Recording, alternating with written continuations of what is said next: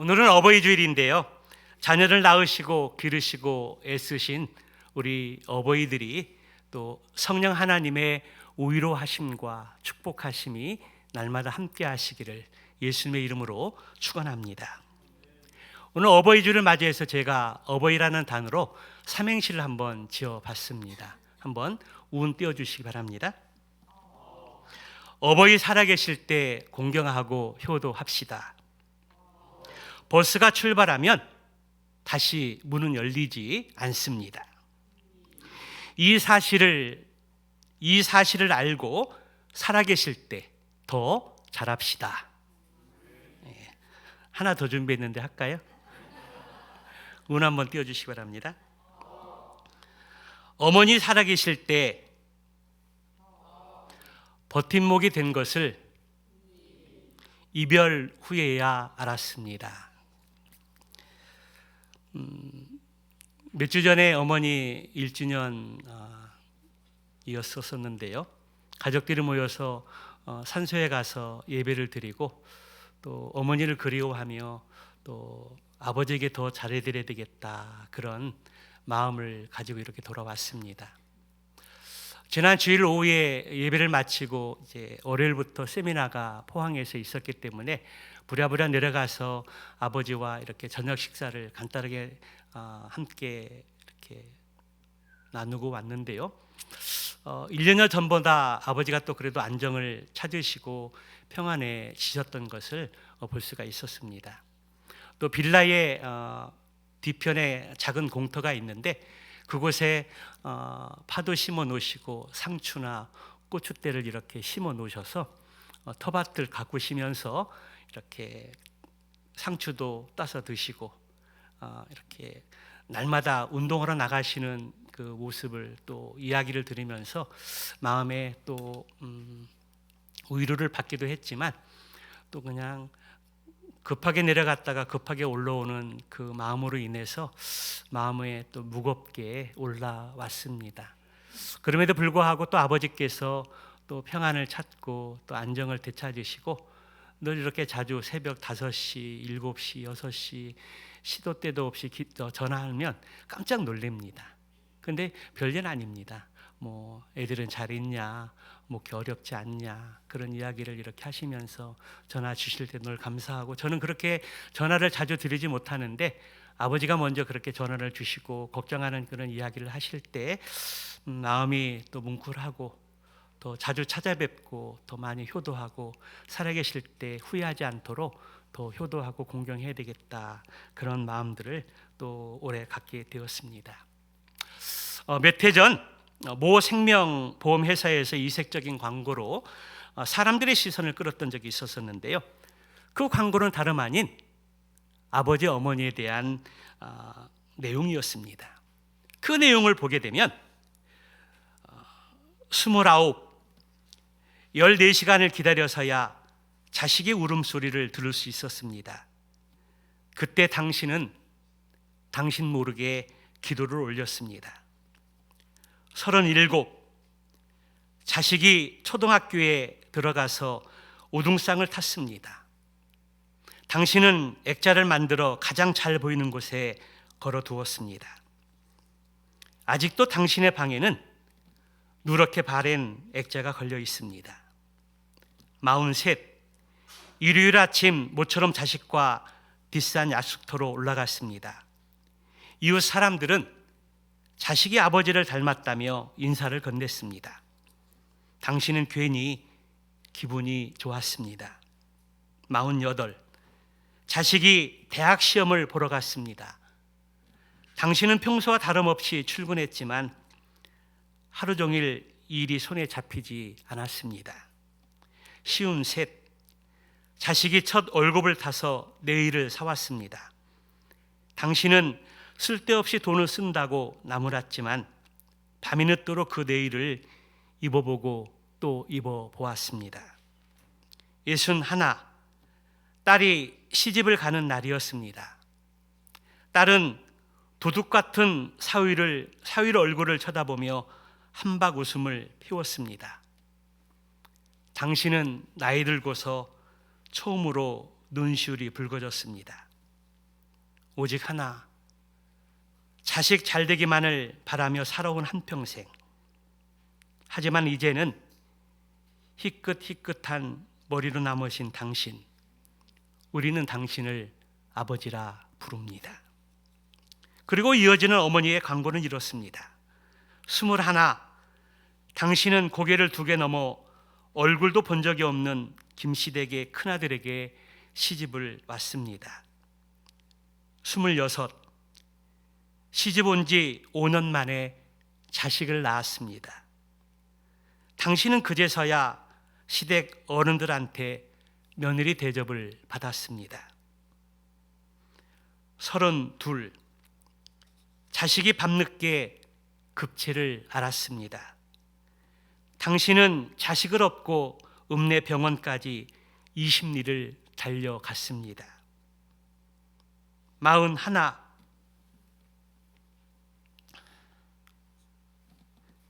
그의 겨울은 유난히 추웠습니다.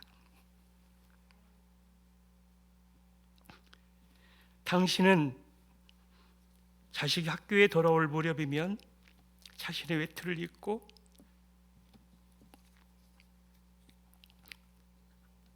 동구 밖으로 나갔습니다.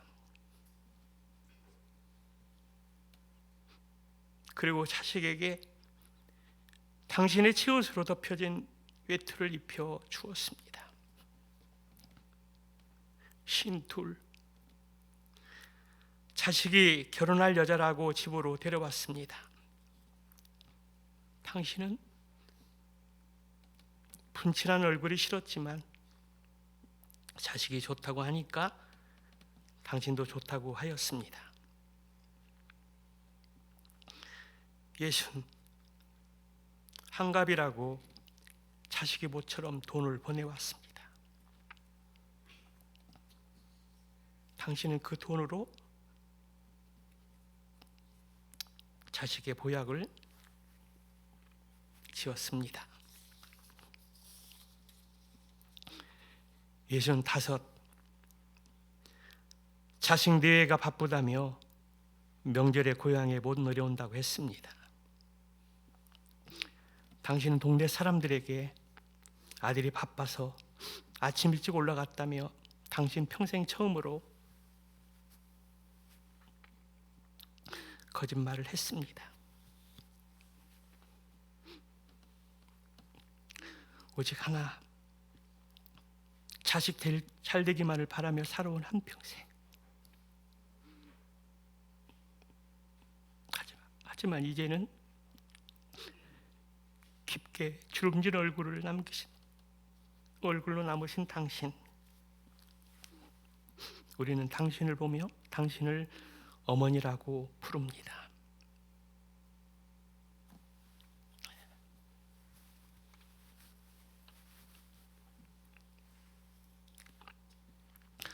많은 사람들이 이 광고를 보면서 많이 울었다고 합니다. 이 광고는 우리 아버지의 어머니의 자화상이 그려져 있는 내용으로서 이 광고를 통해서 아버지와 어머니의 사랑이 무엇인지를 깊이 깨닫고 생각하는 내용입니다. 여러분, 아버지 어머니는 어떤 분이실까요? 유태인의 탈무드에 보게 되면 하나님께서 모든 곳에 다 가질 수 없기 때문에 아버지 어머니를 보내셨다는 말이 있습니다. 모든 부모님은 하나님의 대리자입니다.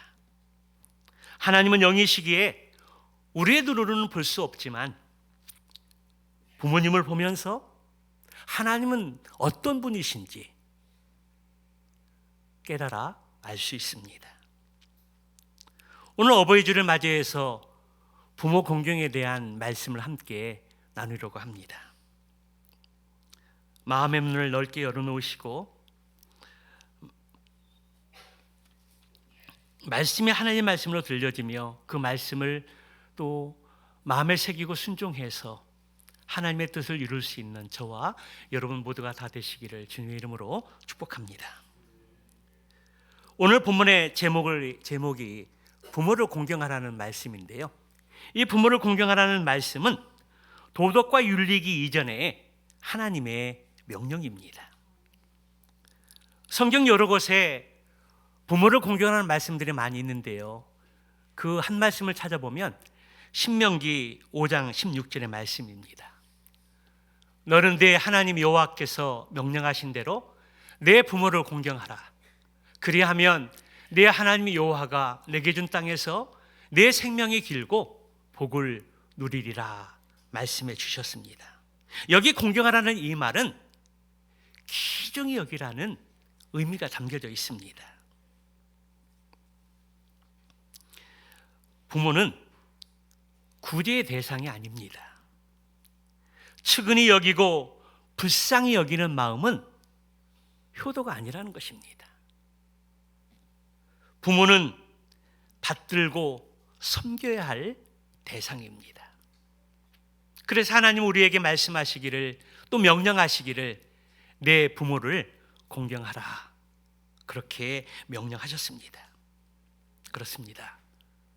부모를 공경한다는 것은 우리가 해도 되고 안 해도 되는 선택의 문제가 아니라 반드시 해야 하는 하나님의 엄위하신 명령입니다.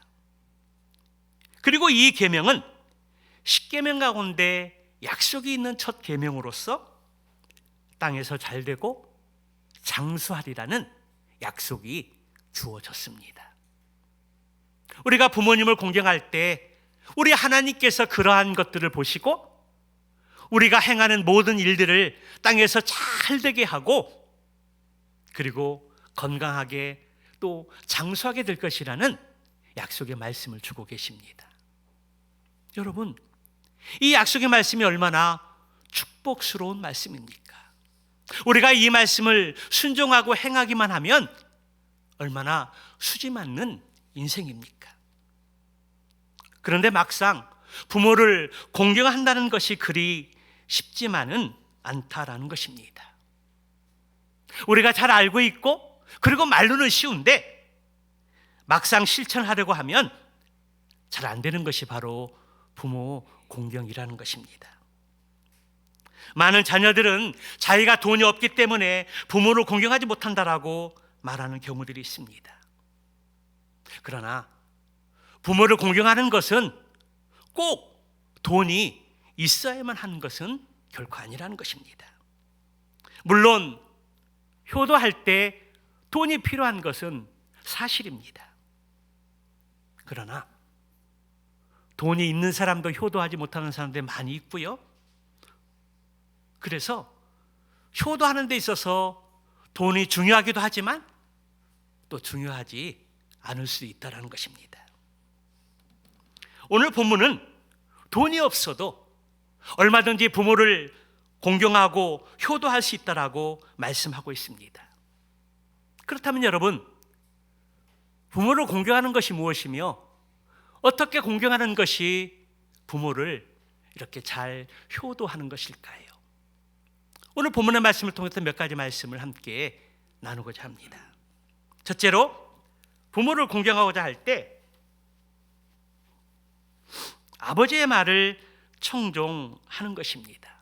22절의 말씀을 보게 되면 너를 낳은 아비에게 청종하라, 그렇게 말씀하고 있습니다. 여기 청종이라는 이 말을, 청종하라는 이 말씀의 사전적인 의미를 보게 되면 이르는 대로 잘 듣고 따르라는 뜻이 담겨져 있습니다. 그러므로 청종은 아버지가 하시는 그 말씀 하나하나를 잘 귀담아 듣고 기울여서 따르라는 것을 의미하는 것입니다. 그 이유는 아버지가 갖고 있는 풍성한 삶의 경험이기도 하지만 또 그것보다 더 중요한 것은 자신의 생명을 낳아주신 분이시기 때문이라는 것입니다. 헬라 원어 성경에 보면 너를 낳으니라는 이 표현을 너에게 생명을 주신 분이라고 표현하고 있습니다. 그러므로 부모에게 순종하는 이 일은 하나님의 음성에 귀 기울이는 일이기도 합니다. 왜냐하면 궁극적으로 하나님께서 부모를 통해 자식에게 생명을 주셨기 때문입니다. 어느 시절 대부분 아버지의 모습은 태산과도 같으신 분이었습니다. 한없이 커 보였고 능력이 많으신 분이셨고 또 슈퍼맨과 같은 부족함이 없는 분이셨습니다. 그러나 세월의 강이 깊어갈수록 아버지의 모습은 점점 연약해지시고 초라해지시는 것을 느낄 수 있습니다. 당당하시던 아버지의 모습은 오간데 없고 어깨는 처지시고 걸음걸이가 온전지 않으시고 또 머리부터 발끝까지 아픈 곳 하나 없으신, 아픈 것이 많으신 그 아버지들의 모습을 보면서 얼굴에는 세월의 나이테가 드리워져 있는 것을 보게 됩니다. 어느새 아버지의 어깨를 훌쩍 뛰어넘은 장성한 자녀들은 바쁘다는 핑계로 잘 뵙지도 못하고 또 대화를 나누는 것들이 결코 쉽지 않은 그러한 시대에 살고 있습니다. 성도 여러분, 오늘 이 시간 다시 한번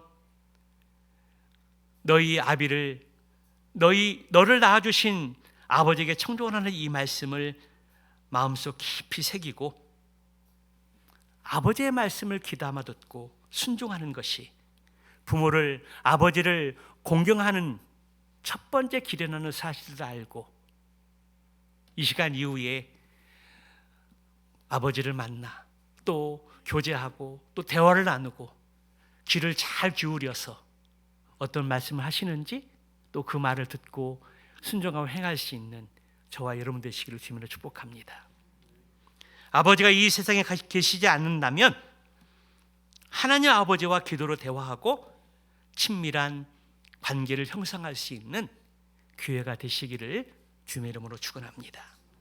두 번째는 어머니를 업신여기지 말라는 것입니다. 오늘 본문의 말씀에서 늙은 어미를 경히 여기지 말라 그렇게 말씀하고 있는데요, 여기 경히 여기지 말라는 것은 업신여기지 말라, 하찮게 여기지 말라, 소홀히 여기지 말라 그런 의미가 담겨져 있습니다. 나이를 들어도 무시하지 말라는 것입니다. 그러므로 어머니를 존귀하게 여기라는 의미가 담겨져 있습니다. 사람이 나이가 들어서 늙고 노인이 되면 뇌 세포의 약 60% 이상이 제 기능을 제대로 발휘하지 못한다고 합니다. 그래서 말이 많아지고 의미 없는 말을 많이 하실 때가 있고, 그래서 대화에서도 공감 능력이 떨어질 때가 많이 있습니다. 그렇다고 늙은 어머니를 멸시하거나 업신여기지 말라는 것입니다.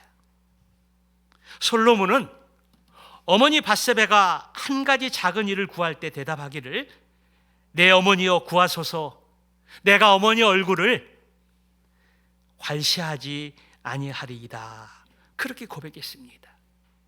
아무리 권력이 막강해지고 높은 지위에 있고 세상에 두려운 것이 없다 할지라도, 그래서 어머니가 아무리 늙어 병들어서 모든 사람에게 비난을 받는 일이 있다 하더라도 어머니를 결코 멸시하거나 괄시하지 않겠다라고 솔로몬은 고백을 했습니다. 그러한 솔로몬의 모습을 보신 하나님께서는 그를 들어 사용하셨던 것들을 볼 수가 있습니다. 옛날 우리 관습에 보면 정월 초하루 날 그 아침이 되면 자식들은 집에 있는 경대, 거울을 치웠다가 이제 정월 대보름이 지나고 나서야 그 경대를 다시 갖다 놓는 관습이 있었다고 합니다. 여러분 왜 그랬을까요? 한 살에도 더 잡수신 부모님들이 거울을 보고 서러워할까 봐 그런 것입니다. 사실 늙어가는 것을 좋아하는 사람은 한 사람도 없습니다. 실제 나이보다 더 늙어 뵌다라는 그러한 말을 듣게 되면 그날은 한숨도 자지 못하는 것이 부모들의 마음입니다. 그래서 늙어지면 더 화사한 옷을 입고 화장도 하게 되고 치장을 더 하게 되는 것입니다. 화장하면 생각나는 유머가 하나 있는데요. 원래 화장의 본 의미는 20대 결혼 정년기에 이른 자매들이 그 화장을 통해서 얼굴을 더 돋보이게 하는 것이 화장이라고 합니다. 그런데 어떤 사람은 이 화장을 나이대별로 이렇게 족구로 이렇게 말했습니다. 20대가 화장을 하면 화장이지만 30대가 화장을 하면 치장이고 40대가 화장을 하면 분장이고 50대가 화장을 하면 변장이고 60대가 화장을 하면 포장이고 70대가 화장을 하면 환장이다. 그러나 오해하지 마시기 바랍니다. 우리 어르신들의 그 지금의 모습이 너무나 고우시고 아름다우시고 화장을 하니까 더 얼굴이 빛나는 것들을 볼 수가 있습니다. 늙고 싶지 않아서, 늙었다는 말을 듣고 싶지 않아서 치장하고 분장하고 변장하고 포장하고 환장까지 하는 마당에 자녀들에게 무시를 당하고 업신여김을 받는다면 우리 어버이들이 어떻게 이 험한 세상을 살아가시겠습니까? 요즘 치매 걸리는 부모님들이 가끔 있으신데요. 여러분, 어느 누가 치매를 걸리고 싶어서 걸리는 분들이 누가 있으시겠습니까? 그렇기 때문에 더 연약해지시고 힘이 없으시기 전에 더 공경하고 효도할 수 있는 그러한 믿음이 있기를 주님의 이름으로 축복합니다. 여기에 계신 모든 부모님들은 고린도서 4장 16절의 말씀처럼 그러므로 우리가 낙심하지 아니하노니 우리의 겉사람은 낡아지나 우리의 속사람은 날로 세워지는 은혜가 있기를 주님의 이름으로 축복합니다. 요한 3서 2절의 말씀처럼 내 영혼의 잘됨같이 범사가 잘되고 강건하기를 주님의 이름으로 축복합니다. 그렇습니다. 여기 계신 우리 어버이들은 하나님의 은혜로 말미암아 더 건강하고 또 강건하시기를 축복합니다. 그리고 자녀들은 레위기 19장 32절의 말씀을 꼭 기억하시기 바랍니다. 너는 센 머리 앞에서 일어서고 노인의 얼굴을 공경하며 내 하나님을 경외하라. 나는 여호와이니라. 그렇게 말씀해 주셨습니다. 그렇습니다. 진정한 부모 공경은 아버지의 하시는 말씀을 잘 귀 기울여 듣고 그것을 순종하는 것이며 나이 드신 어머니를 업신여기거나 괄시하지 않고 멸시하지 않고 있는 그대로의 모습으로 존중하고 사랑하며 효도하는 것이 우리 자녀들의 또 부모님을 공경하는 삶의 모습입니다. 오늘 아버지를 향해서 또 어머니를 향해서 하나님의 말씀대로 행할 수 있는 저와 여러분 되시기를 주님으로 축복합니다. 세 번째로 내 부모를 즐겁게 하며 기쁘게 하는 것입니다. 여기 부모를 즐겁게 해드리고 기쁘게 해드리는 것은 부모님들에게 염려, 근심, 걱정을 끼치지 않는 것입니다. 사실 효도의 궁극적인 목표는 부모님을 기쁘게 해드리고 즐겁게 해드리는 데 있습니다. 아무리 효자, 효녀, 효부도 부모를 슬프게 해드리는 것은 효도가 아니라는 것입니다. 할 수만 있다면 우리 주어진 환경 가운데서 최선을 다하여 부모님을 기쁘게 해드리고 효도해드리는 것입니다. 그렇다면 어떻게 해드리게 될 때 우리 부모님들이 기쁘고 즐거울 수 있을까요? 맛있는 거 사드리고 용돈을 넉넉하게 드리고 필요한 선물도 드리는 것도 기쁘고 즐겁게 해드리는 방법일 수 있습니다. 그러나 이러한 것들은 돈이 조금 필요합니다. 그러나 돈이 없고 돈이 부족해도 부모님을 기쁘게 드릴 수 있는 방법이 있습니다. 그것이 무엇입니까? 자주 안부 전화를 드리는 것입니다. 자주 안부 전화를 드려서 어디 아프신 일은 없는지, 또 걱정하는 일들은 없는지 문안을 드리고 안부를 묻는 것입니다. 그리고 좀 더 나아가서 자주 전화를 드릴 뿐만 아니라 할 수만 있다면 시간 내서 자주 찾아가 뵙는 것입니다. 풍성하게 가지고 하지 않더라도 자주 문안 전화 드리고 또 시간 내서 찾아뵙고 또 함께하고 시간을 보내는 것이 부모님을 기쁘게 해드리고 즐겁게 해드리는 방편이라는 것입니다. 또 자신이 어떤 신분에 있든지 어떤 위치에 있든지 최선을 다하면서 살아가는 것입니다. 학생은 학생의 본분에 맞게 열심히 공부해서 좋은 성적으로 하나님 부모님에게 효도하는 것입니다. 직장인들은 열심히 직장 생활을 하면서 회사에서 인정받는 것이 부모님을 즐겁고 기쁘게 해드리는 것입니다. 사업하시는 분들은 땀 흘려 수고해서 열심히 일해서 돈을 잘 벌어서 그 돈을 선한 일에 잘 쓰는 것이 효도하는 것입니다. 또 결혼한 자녀들은 하나님이 주신 선물들을 하나님의 말씀을 따라 주의 교양과 훈계로 양육을 하고, 부부된 자들은 행복하게 건강하게 가정을 잘 세워가는 것이 부모님께 효도하고 기쁘게 해드리고 즐겁게 해드리는 것입니다. 더 나아가서 예수 믿는 우리가 교회 잘 다니고 예수님 잘 믿는 것입니다. 그래서 학교에서나 또 일하는 곳에서나 또 교회에서나 칭찬받고 인정받고 또 쓰임받는 것이 부모님을 즐겁게 해드리고 기쁘게 해드리는 것입니다. 마지막으로 예수님 믿고 구원받도록 도와드리는 것입니다. 말씀에 순종해서 부모님의 말씀을 잘 듣고 잘 따르고, 나이 드신 또 어머니를 업신여기지 않고 있는 그대로 그 모습으로 사랑하고 존경하고 효도하면서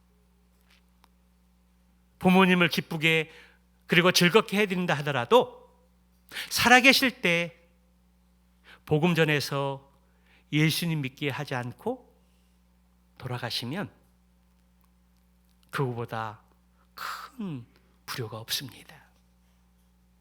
그러므로 5월 가정의 달에 어버이날을 보내면서 어떻게 효도를 드렸든지, 또 오늘 어버이 주를 맞이해서 말씀을 통해서 부모를 어떤 방법으로 효도할 것인지 결단하고 헌신할 때,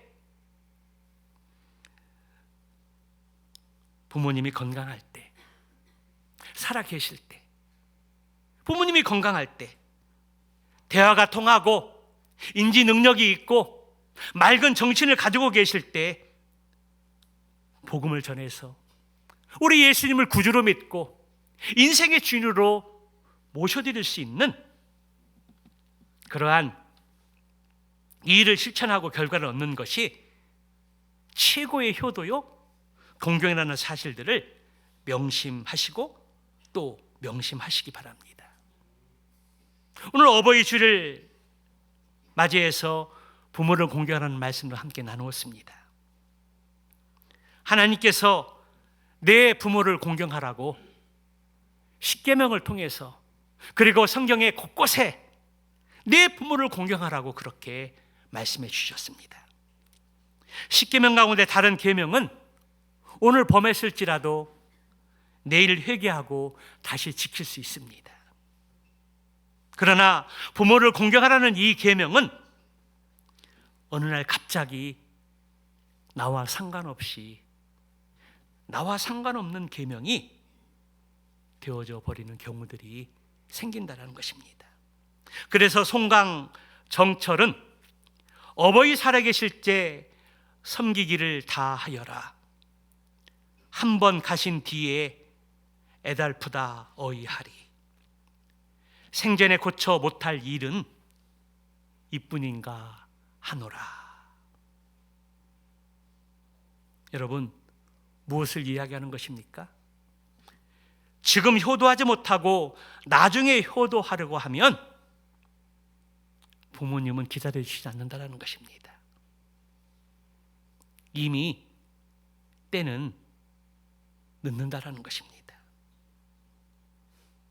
그러므로 살아계실 때 자주 안부 전화 드리고 자주 찾아가 뵙고 힘이 빠지신, 기력이 쇠하신 부모님들의 어깨와 팔다리를 주물러 드리면서, 그래도 걸을만 하실 때 함께 한 번 더 여행을 갈 수 있는 믿음과 환경이 되시기를 주님의 이름으로 축복합니다. 그리고 아직 예수 믿지 않는 부모님이 계시다면 어버이날을 또 다시 한번 또 하나님 앞에 말씀을 들으면서 기회를 가지고 기도하는 가운데 복음을 전해서 그 마음에 강박한 그 마음이 누그러지고 마음의 문을 활짝 열어놓고 예수님을 내 인생의 개인의 구주로, 그리고 내 삶의 주인으로 모셔드려서 하나님의 구원받은 자녀가 되고 영원한 천국의 소망을 얻을 수 있도록 돕고 기도하고 응답할 수 있는 복된 5월 가정의 달이 되시기를 주님으로 축복합니다. 오늘 이 하나님의 명령을 우리의 마음에 새기고 한 주간 살아가면서 이 말씀을 묵상하는 가운데 내가 지금까지 어떠한 방식으로 부모님을 공경하고 효도했는지, 그리고 또 수정해서 플러스해서 부모님을 공경하고 효도할 수 있는 방법이 무엇인지를 오늘 본문의 말씀을 통해서 깨닫고 마음에 새기는 가운데 최선을 다해서 부모님께 효도하고 공경하는 가운데 구원의 역사를 이루어서 하나님이 주시는 참된 기쁨과 또 위로와 또 감사를 덧입을 수 있는 저와 여러분 모두가 다 되시기를 주님의 이름으로 축원합니다.